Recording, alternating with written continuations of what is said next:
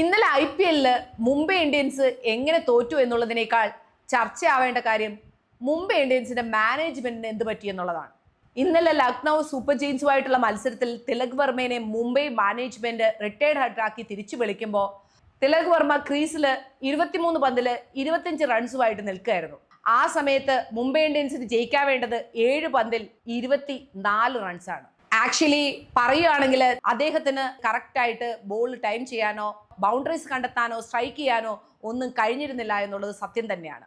ആ സമയത്ത് കയറ്റിവിടുന്നത് പൊള്ളാട് പോലുള്ള ഹിറ്ററെയോ സ്ട്രൈക്കറെയോ ആയിരുന്നെങ്കിൽ മുംബൈയുടെ തീരുമാനത്തെ ന്യായീകരിക്കാമായിരുന്നു. പക്ഷെ കയറ്റിവിട്ടത് മിച്ചൽ സാറ്റ്നറെയാണ്. അദ്ദേഹം നല്ലൊരു ബൗളിംഗ് ഓൾറൗണ്ടറാണ്. എന്നിരുന്നാലും അദ്ദേഹത്തിന് ഇതുപോലെ ഹിറ്റർ എന്നുള്ള രീതിയിൽ ഡെത്ത് ഓവറുകളിൽ പെർഫോം ചെയ്യാൻ സാധിച്ചിട്ടില്ല ഇതുവരെ. പോട്ടെ, സാറ്റ്നർ വന്നു, പിന്നെന്താണ് സംഭവിച്ചത്?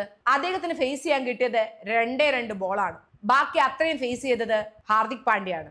അതിൽ ആദ്യത്തെ ബോള് 6 പോയി, നല്ല കാര്യം. രണ്ടാമത്തെ ബോളില് 2 റൺസ്. മൂന്നാമത്തെ ബോളില് ഡെത്ത് ഓവറിലാണെന്ന് ഓർക്കണം. മൂന്നാമത്തെ ബോളില് റണ്ണില്ല, ഓടുന്നില്ല. വീണ്ടും ഡോട്ട് ബോൾ. ഒരു സിംഗിൾ എടുക്കാനുള്ള ചാൻസ് ഉള്ളതിനെ ഒഴിവാക്കി അദ്ദേഹം ഓടാതെ അവിടെ തന്നെ നിന്നു.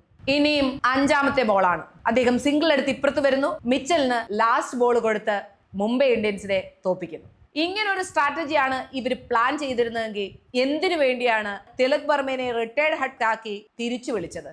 ഇനി ഞാനൊരു സിറ്റുവേഷൻ പറയാം. കഴിഞ്ഞ ദിവസം ഗുജറാത്തുമായിട്ടുള്ള കളിയിൽ ഹാർദിക് പാണ്ഡ്യ ക്രീസിൽ വരുമ്പോൾ 34 ബോളിൽ 48 റൺസ് ആയിരുന്നു വേണ്ടിയിരുന്നത്. ഈസിലി ഒരു ക്രിക്കറ്ററെ സംബന്ധിച്ച് ഈസി ആയിട്ട് നേടാവുന്ന സ്കോർ. അങ്ങനെ ഒരു കളിയിൽ ഹാർദിക് പാണ്ഡ്യ ചെയ്തത് എന്താണ്? 17 ബോളിൽ 17 റൺസ്.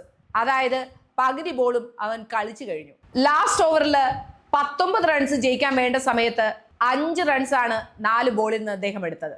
അങ്ങനെ ആ കളി തോറ്റു. ഇതേ സിറ്റുവേഷനിൽ തിരിച്ചു വിളിക്കപ്പെട്ടില്ല. ഇന്നലത്തെ കണക്കിനാണെങ്കിൽ തിരിച്ചു വിളിക്കാനുള്ള എല്ലാ സാഹചര്യവും ഉണ്ട്. പക്ഷെ എന്തുകൊണ്ട് തിരിച്ചു വിളിച്ചില്ല? എന്തുകൊണ്ടാണ് തിലക് വർമ്മയെ ക്രീസിൽ നിർത്താതിരുന്നതിനെ ഞാൻ ഉൾപ്പെടെയുള്ള ക്രിക്കറ്റിനെ സ്നേഹിക്കുന്ന എല്ലാവരും മുംബൈ ഇന്ത്യൻസിന്റെ മാനേജ്മെന്റിനോട് അല്ലെങ്കിൽ മാനേജ്മെന്റിനെ വിമർശിക്കുന്നതെന്ന് ചോദിച്ചാൽ സിമ്പിളാണ് ഉത്തരം. ഇന്നലത്തെ മാച്ചിൽ leg side boundaries short boundaries ആയിരുന്നു.